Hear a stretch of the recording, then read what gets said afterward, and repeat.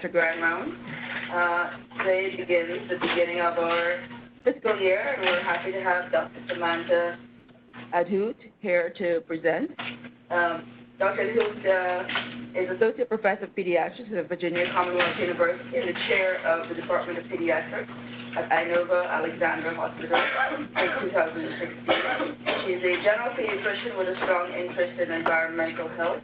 She has provided expert information on climate change to the Presidential Task Force in 2014. She has multiple local and national presentations, including Pediatric Academic Society, the American Academy of Pediatrics, and a Global Forum on Climate Change.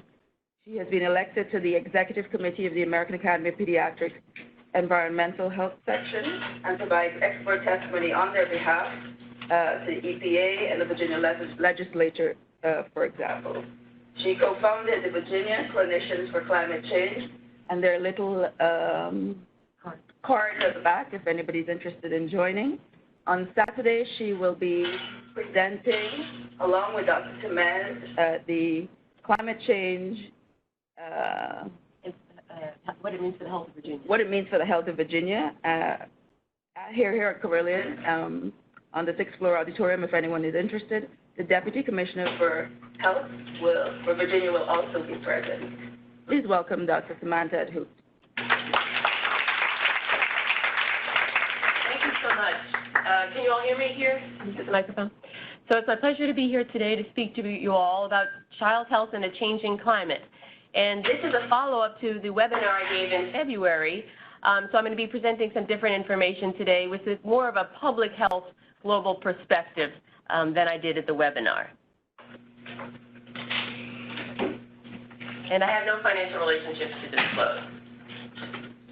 So I'm going to start with 5 minutes on Climate Change 101. What is climate change? Before we talk about what it means for the health of children. So it basically all comes down to the greenhouse effect. Basically, when the sun's radiation comes to the earth, some of it is absorbed directly, which is what makes pavement hot, but a lot of it is reflected back off the planet. Now, once it's reflected off in the form of infrared radiation, some of it goes back into space. But some of it is absorbed by gases in our atmosphere called heat-trapping gases, or greenhouse gases. And these gases are critical for life on the planet, because otherwise the planet would be inhospitably cold. And these include carbon dioxide, methane, nitrous oxide, and water vapor. And what's happened over the past 100 years since the Industrial Revolution is we've been burning fuels made from fossils that have been buried deep in the ground, including coal, oil, and gas. When we burn these fuels, we release carbon dioxide and other greenhouse gases in our atmosphere. And as a result of these activities, we've caused significant increases in carbon dioxide concentration. This is a graph from NASA, and on that NASA's website, this is constantly updated. So as you can see, for at least hundreds of thousands of years in all of human history, CO2 concentration in the atmosphere has waxed and waned, but always remained within a certain window. It's never gone above about 280 parts per million. But in the past 100 years, because of human activities, there's been dramatic rises in CO2 concentrations. When I first started this talk a couple of years ago, it was considered a big milestone that we'd reached 400 parts per million CO2. And now we're actually at about 411 parts per million CO2, and it's going up very fast. So right now, the CO2 in the atmosphere is at a level that humanity has never experienced. It's really a giant experiment for the planet. So with the rising heat-trapping gases in the atmosphere, we are, not surprisingly, trapping more heat, and the planet is getting warmer. And this is the expected result. If it were not getting warmer, that would be an unexpected result. So where does all this CO2 come from? Well, about 29%, the majority comes from transportation. Most of the fuel we use for transportation is petroleum-based. 28% comes from electricity production, from coal and increasingly natural gas.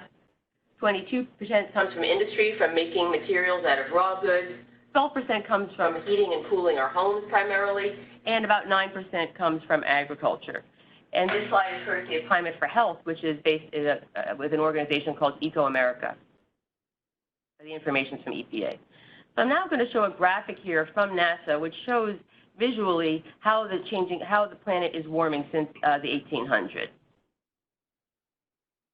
And you'll see that blue is cooler, and orange is warmer, and red is warmest. Let's see if I can go here.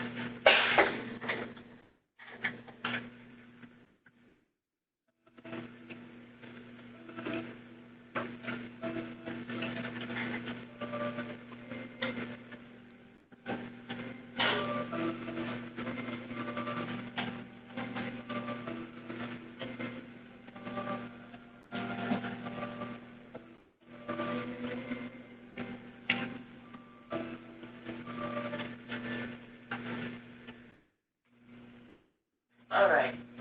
Well, to bring this a little closer to home, what does this mean for Virginia? And the information I'll be discussing now is from the National Climate Assessment 2018 report, this chapter on the Southeast. The National Climate Assessment was mandated by Congress under George W. Bush, and they release reports regularly. The last one, again, is in 2018. So 2010 to 2017 was the warmest decade on record for the southeastern United States. And much of that is actually due to warmer nights.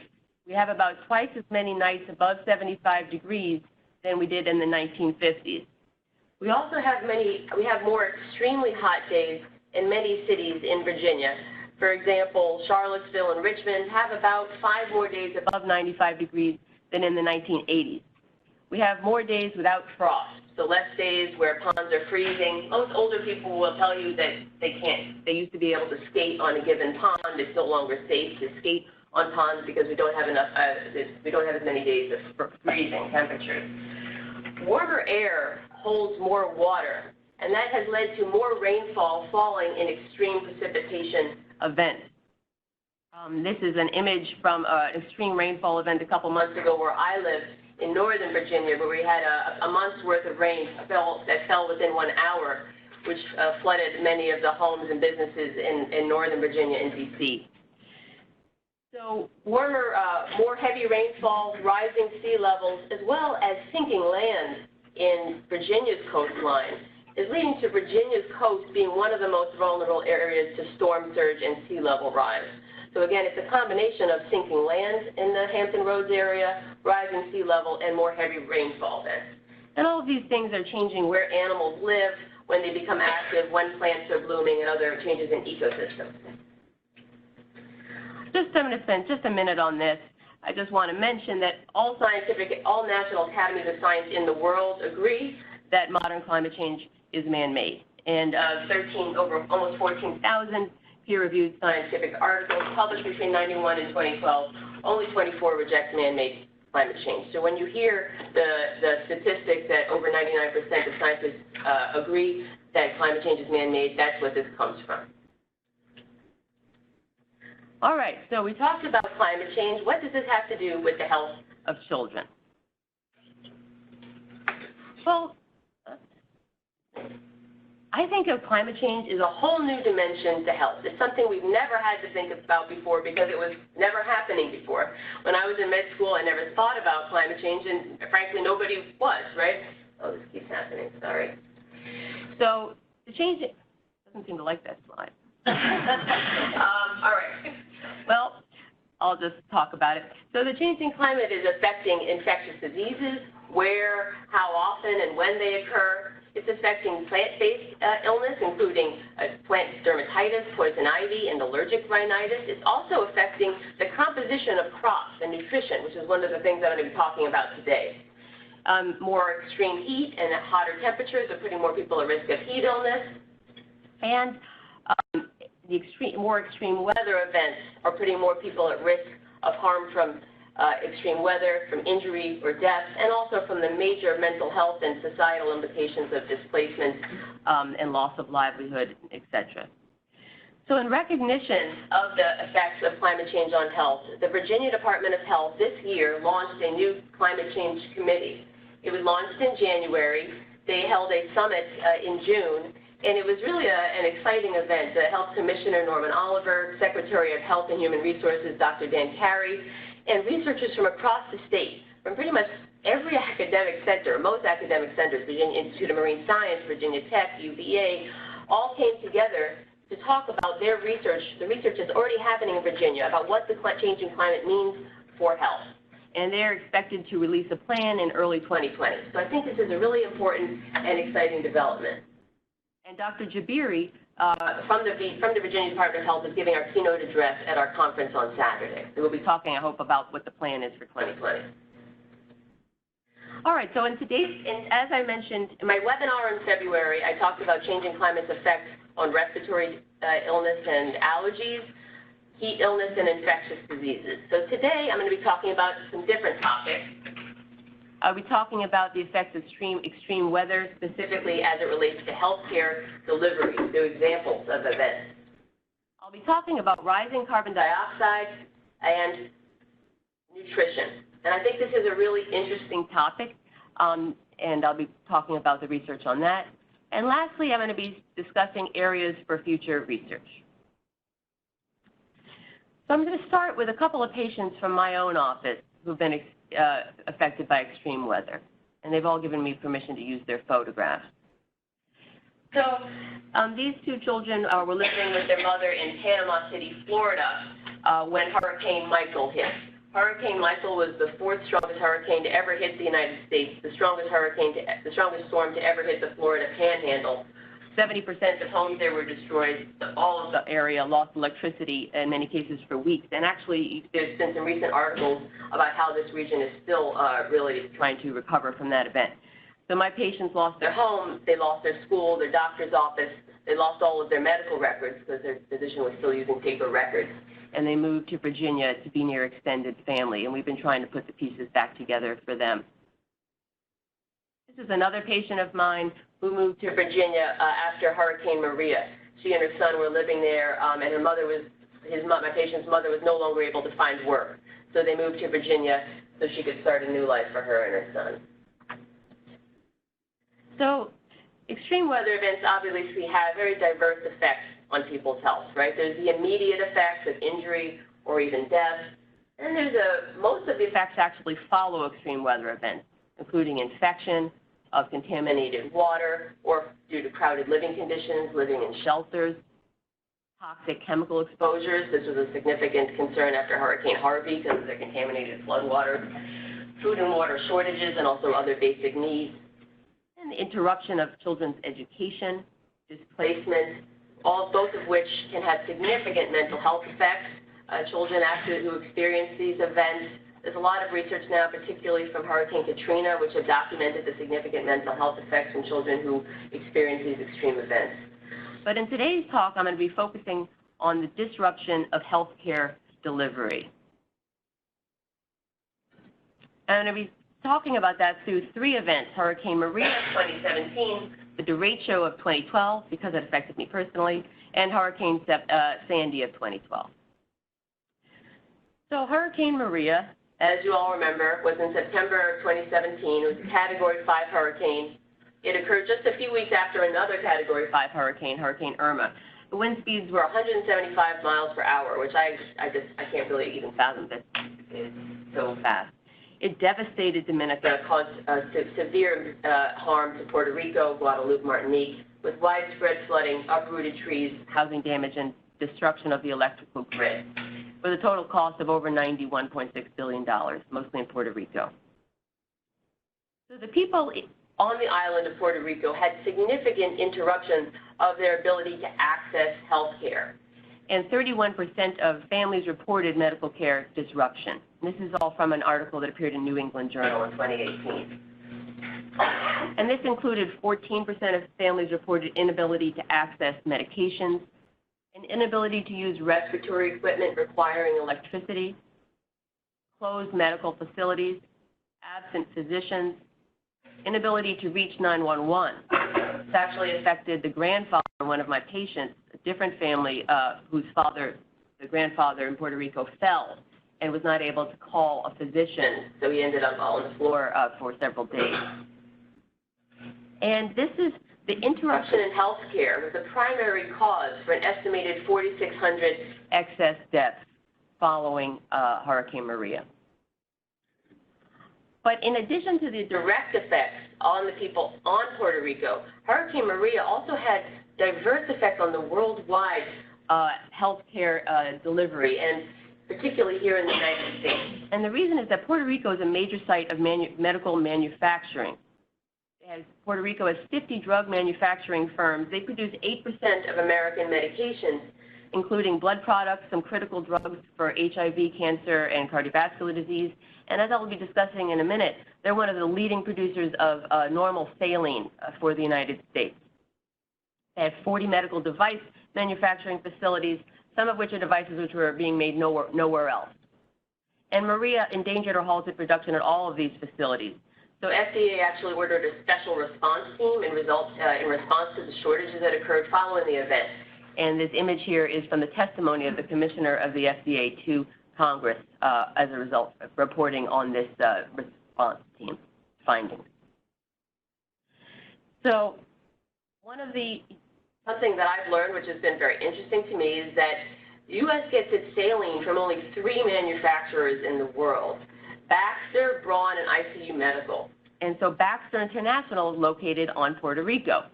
And about half of U.S. saline bags, small volume, which is less than 250 milliliters, are made on Puerto Rico and backed by Baxter International. And their 3 factories were shut down as a result of the hurricane. And so this resulted in a global shortage of small IV saline bags. So hospitals had to do all sorts of things to try to compensate for the lack of these small volume bags. And these included changing to pill forms of medications, injecting fluids and via syringe, which is an image you can see here, which took nurses a lot more time with each individual patient. They also had to switch to larger bags of saline. So whereas medicines were usually concentrated in 250 milliliters, they had to switch to 500 milliliters.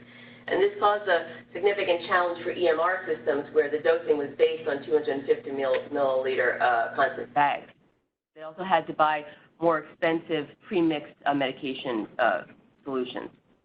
We also had to get our saline from all over the world. The FDA was getting it from wherever they could find it.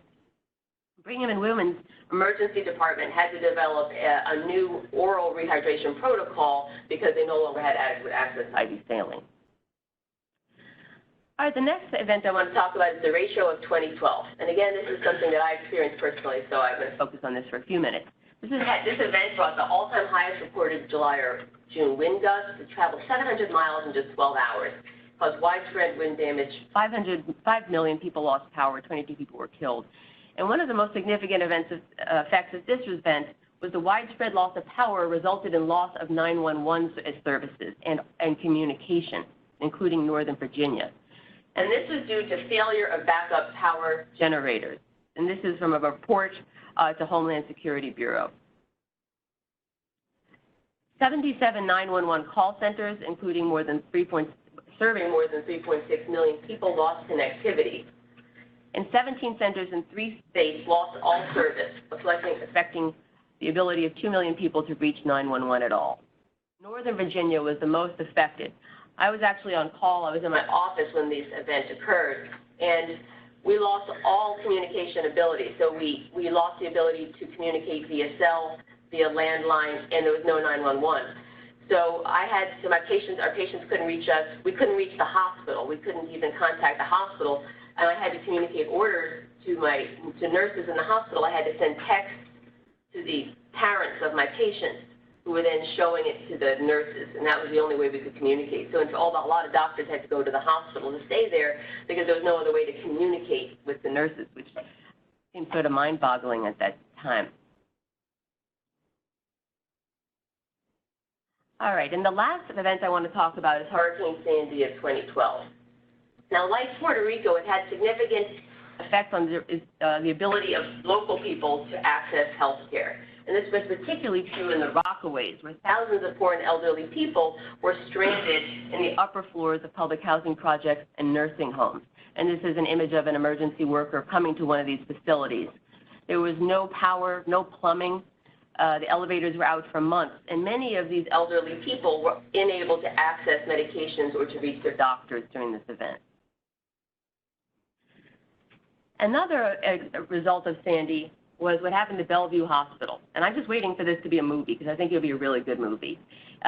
So what happened was, after the Hurricane Sandy hit, the basement flooded with up to about 14 feet of seawater, submerging the fuel pumps in the basement. Now, their power generators were actually on the 13th floor of the hospital, but because the fuel pumps were submerged and disabled, they couldn't get the fuel from the basement to the 13th floor. And they were obviously worried about losing power in the hospital. And all the elevators were stopped operating. So New York Police Department brought a giant truck with 500 gallons of fuel, and the doctors, the nurses, the clerical staff carried this fuel in 5-gallon jugs up 13 floors to get to the power generator. And in fact, as a result of that, they never lost power. But it wasn't just the fuel pump that was knocked out, it was the water pump. And they had enough water on their roof for 1 day, so they lost water. And as a result of running out of water, they had to evacuate the entire hospital. And that was over 700 neonates, elderly, pregnant women, psychiatric patients, and prisoners. And the National Guard came to help evacuate the hospital. They were bringing them down in sleds through the stairwell. So it's really a very dramatic thing. And on November 3rd, 2012, Bellevue was empty for the first time since it was built about 276 years ago. All right. So now I'm going to talk about a totally different topic, and this is the effect of rising carbon dioxide on plants and how rising CO2 affects the growth of plants. It also affects the composition of plants. And these combined effects ultimately affect people's nutrition. So carbon dioxide is the main substrate for photosynthesis. It's basically plant food.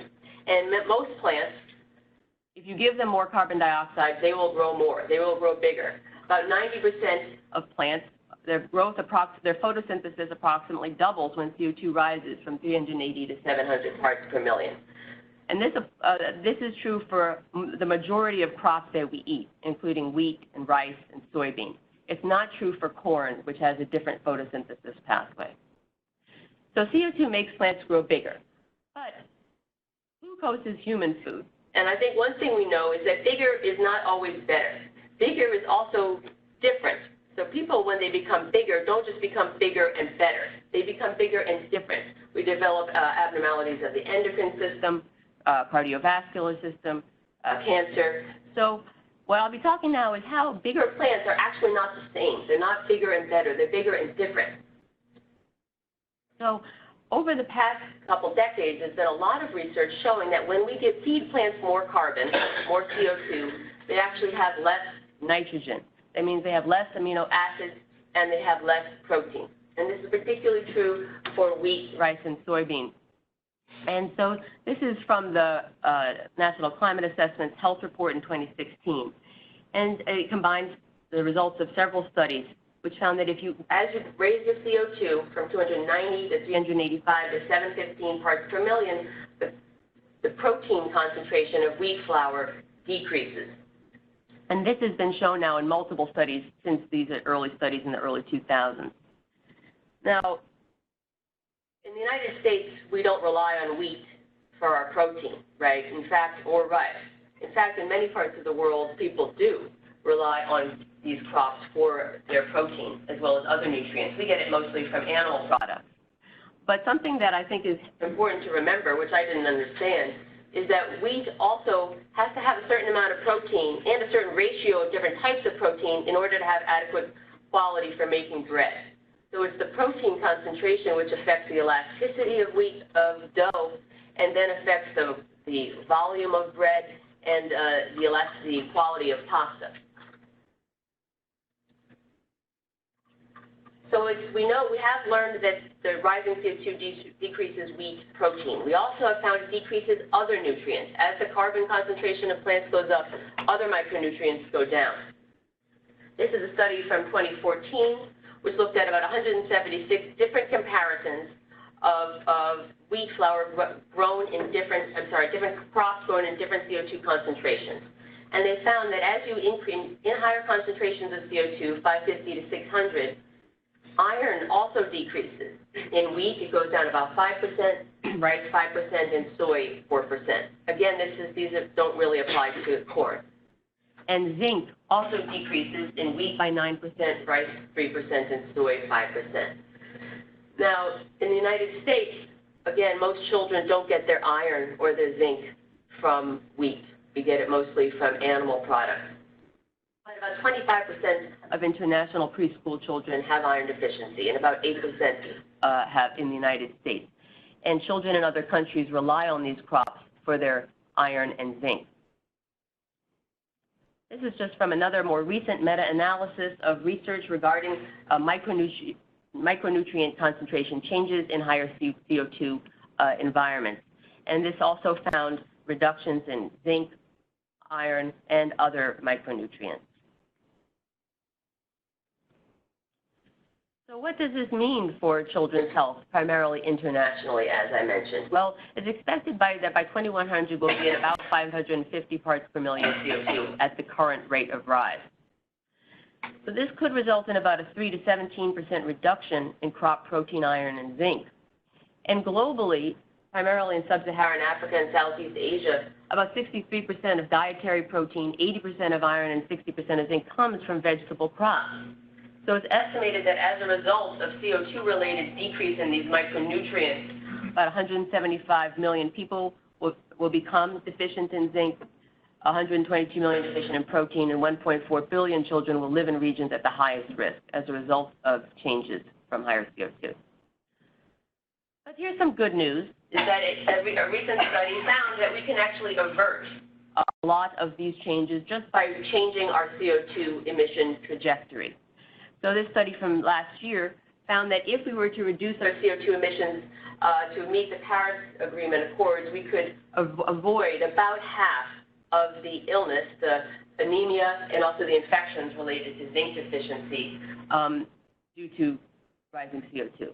And that if we did not change the emissions trajectory, but we instead just address these deficiencies through traditional public health interventions by giving more vitamins and infection mitigation, we would only be able to avoid about 27%. So reducing CO2 emissions would be more effective. All right, and the last topic I want to talk about is what I was inspired by Wallace Broecker. He's a geophysicist, or was a geophysicist at Columbia, and he's really what's considered the grandfather of climate science. He coined the term global warming in a paper he wrote in 1975. And he introduced the concept that there could be unwelcome surprises as a result of playing with the angry climate beast, that there are things that we don't expect that could occur. And so I started thinking about what are some interesting, weird research that's coming out. There are unexpected results that could occur in health as a result of rising CO2. And this is all this is not settled science that I'm going to be talking about now. It's more topics for future research. So the first one is the role of higher temperature and congenital heart defects. So we know that high temperature is teratogenic. That's why we tell pregnant women not to sit in hot tubs or saunas. There's also been animal research that higher temperature actually is a cardiac teratogen. So over the past 10 years, there's been studies looking at the higher ambient temperatures during the period of cardiogenesis, which is about 3 to 8 weeks of gestation. Does that change the risk of congenital heart disease? Some early studies found no relationship. But in the past 5 years, there's been several studies that have found an increased risk of non-critical heart defects, primarily ASDs and VSDs, in women who were exposed to more extreme heat periods during the period of cardiogenesis, particularly during the spring, when people are not yet adapted to the higher temperatures. So a study done in 2018 by Lynn did this study looking at a case control study of women who were exposed and who were not exposed to longer periods of extreme heat during this period of gestation, and found this increased incidence of ASDs particularly. So then this year, another study was done which projected, okay, with the findings of Lynn, what would that mean with higher temperatures that we expect for the future? How many more cases of congenital heart disease defects could there be? And they found that there would be a projected approximately 2,600 additional U.S. congenital heart defect cases in 2025 to 2035 versus 95 to 2005 due to greater heat exposure. That's not a very large number, about 260 per year, but it's something worth thinking about. Another topic I think is interesting is the role of extreme stress on the male-female ratio. And there's been a lot of research over the decades on the effects of both man-made and natural disasters on the male-female ratio of newborns as well as fetal death. And this image here is from a study that looked at 3 severe earthquakes in Japan and found that 9 to 10 months following these earthquakes, there was a significant dip in the number of male newborns versus female newborns. And that's because of the relative vulnerability it's conjectured that this is due to the relative vulnerability of the male fetus versus the female fetus. Similarly, studies from September 11th also found that 3 months following September 11th, so it's a little different because this study found that decreased ratio 9 months after, which makes you think there was something actually perhaps of the vulnerability of the Y-carrying sperm that may have been affected. Studies from September 11th found that 3 months after September 11th, there was a decrease in the male to female ratio. And they also, one of these studies also looked at number of fetal deaths in September of 2001, in the month of September, and found a higher number of male versus female fetal deaths in September after following September 11th event. So the question is, will more extreme weather events perhaps have very subtle effects on the male to female ratio?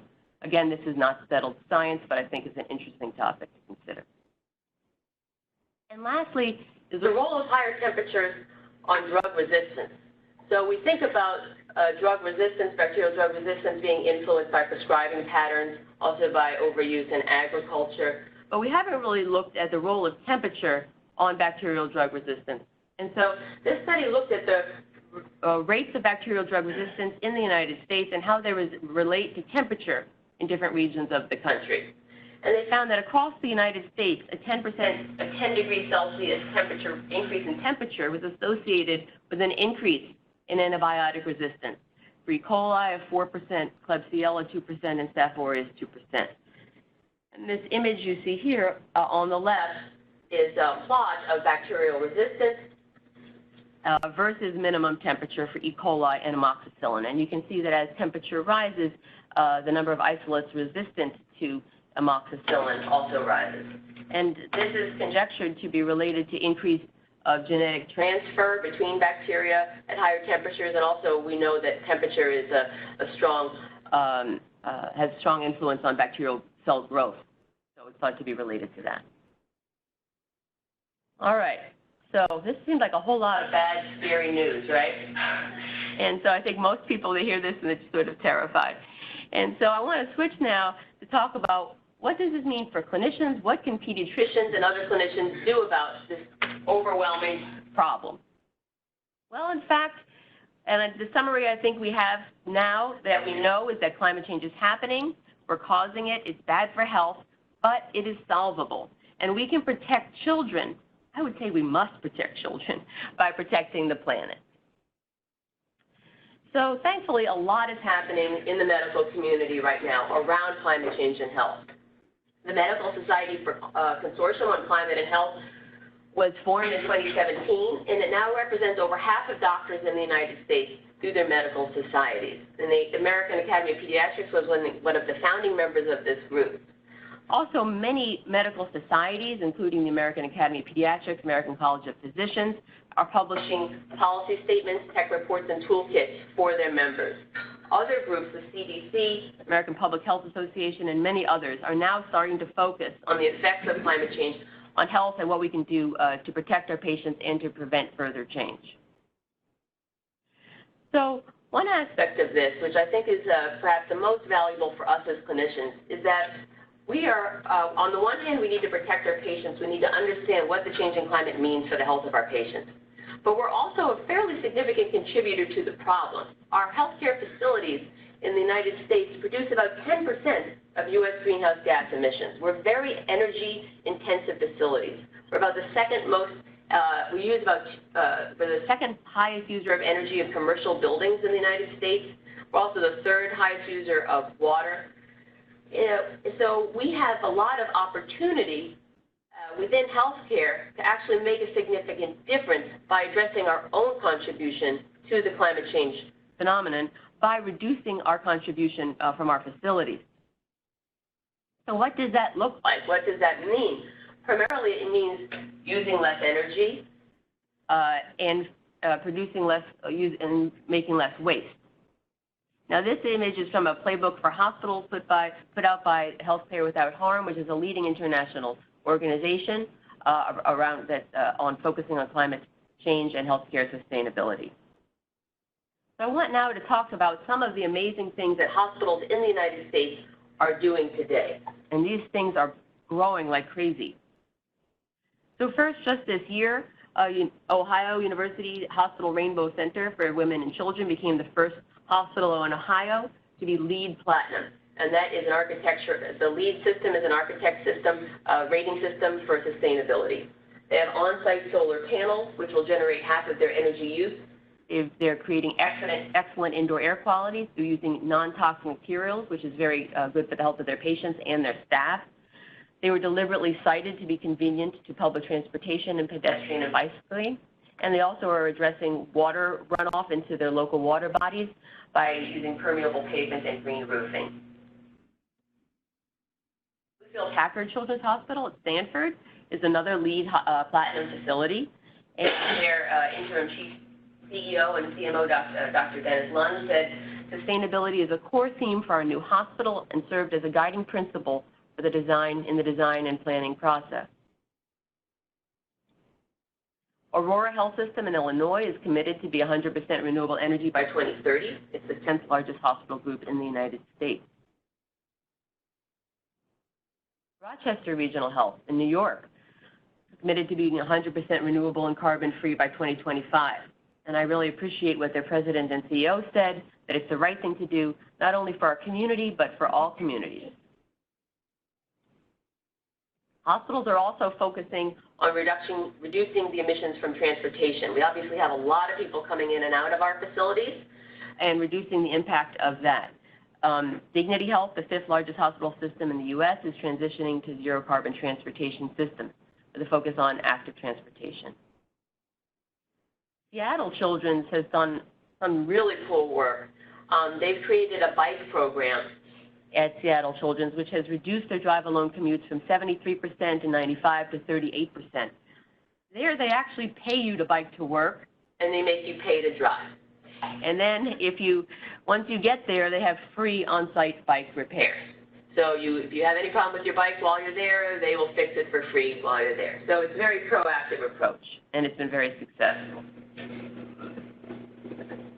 Another important part is reducing our waste. Hospitals produce about 30 pounds of waste per patient per day, but a lot of this is not critical medical waste. A lot of it's food waste. A lot of it's the same stuff that hotels make. So it's not all red bag waste, although that's part of it too. But so there's things that hospitals are doing. Health Partners in Minnesota instituted a waste reduction plan. They diverted 166 tons of food from trash to compost, and this is just through their food services. They recycled 1,500 tons of materials. They diverted 793,000 pounds of waste from their OR, and this saves them almost $1 million. So what about here at Carilion? Well, you should be very proud of your sustainability department here. Sarah Wolford is here with us today as the director, because you're already addressing many of these topics here at Carilion. Carilion increased recycling from 710,000 pounds in 2015 to 867 pounds in 2018. You're reducing styrofoam, increased the purchase of eco-friendly serviceware from less than 1% in 2016 to 40% in 2018, so that's great. You also, I think, won an award from the governor this year for your solar field. That you have 4,000 panel solar fields. You retrofitted 30,000 light bulbs to LED, and the combined impact of this is reducing emissions here at Carilion by 10 million pounds of CO2 annually. So that's really great. Also, Carilion this year, I understand, purchased a new washing tunnel, which I frankly don't know what that is, but it clearly washes linens and clothes, and apparently this is a really good one because it decreased water use by 35,000 gallons per day. That's a lot of water. So congratulations. I'm also very happy to talk to you about how clinicians here in the state of Virginia are coming together to educate ourselves and the public about what the changing climate means for people's health, and also to advocate on the state level for clean energy climate solutions. I can tell you from having been in this world for a couple years now, that 5 years ago, when you go to the General Assembly and they were talking about energy, there was nobody there from health. Nobody there from the healthcare, nobody talking about what air pollution meant for people's health. And so we've come into this role, and I think we're really excited about all the opportunities for engagement and how policymakers really want to hear from us. We can make a difference. So what does VCCA do? What are we doing? Well, we were formed in 2017. We actually formed from a small group of doctors at Inova Fairfax Hospital working with their sustainability department. We now have over 300 members across the state. And we are, doing educational events because, as I mentioned, none of us are learning about this otherwise. It's a new topic in medicine, although I shouldn't say none of us because increasingly there are education events in medical schools about this. And the AMA, by the way, passed a resolution recommending that all medical students are taught about climate change and health. So this will be changing. But we're delivering conferences like the one we have this Saturday, and also we've done other grand rounds and events across the state. We're supporting climate solutions on the state level that protect our patients by protecting the climate. And we're working at schools. We're talking to people at schools, at retirement homes about what the changing climate means for their health and why climate solutions protect their community and the people they love. As you heard earlier, this Saturday, we have a conference, Health in a Changing Climate, Understanding the Impact on Virginians. And I'm really excited about this because this is a collaboration between Carilion and Virginia Tech. There's some really cool research going on at Virginia Tech and has been for a long time about how the changing climate affects plants, how it affects insects, and how then ultimately, how these things all water quality, and then how do these things ultimately affect people's health. So we're going to be bringing together the researchers at Tech, clinicians here at Carilion, and we're also having the keynote address by Dr. Jabiri. So it should be a great event. It's very cheap. You can register online. It's not too late. And now I just want to show a public service announcement that VCCA released just last week as part of our advocacy work. I hope we get sound in this one. Let's see. Virginians know our cherished lands, rivers, and wildlife are threatened by a changing climate. But climate change also threatens what we value most, the health and future of our children. More extreme heat, increasing tick-borne infections, and worsening asthma and allergies are affecting families in Virginia now. By reducing harmful air pollution, we can protect what matters most, our health, our home, and our children. Ask your candidate. What will you do to protect me from climate change?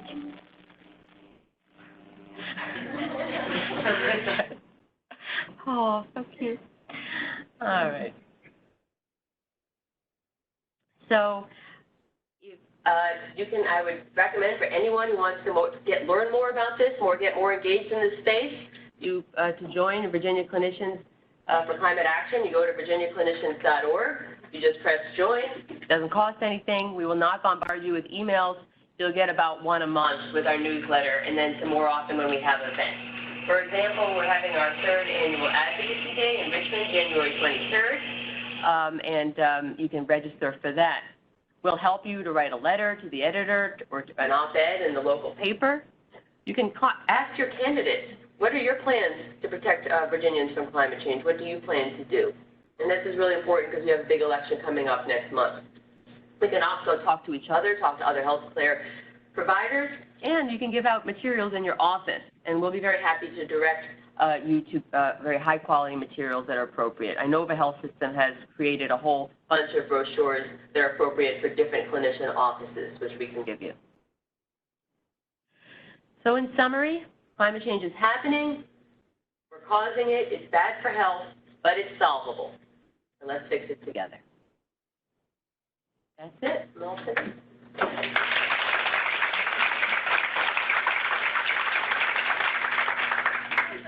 Yeah, and so now I have some questions here which will also enable people to get credit for MOC. Okay, so I'll ask some questions and then please feel free to answer. We'll talk about the answer. So the first question is, name 3 ways that extreme weather can disrupt healthcare. Anybody? Change supply. Change supply. Emergency communication. Anyone else? Access. Yep, access to medications and physicians. Next, describe how increasing carbon dioxide concentration affects plant-based nutrition. Decrease iron, zinc. Yep. Exactly. So decrease protein, iron, and zinc. And I will say it increases plant volume. So it's important just because you will hear about it does increase wheat volume.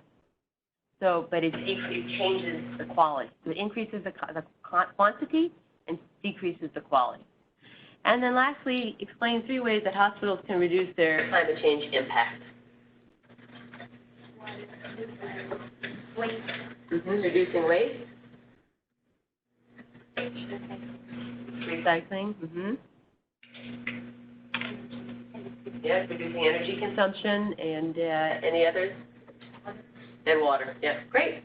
All right, I think that's it. Thank you so much, everyone.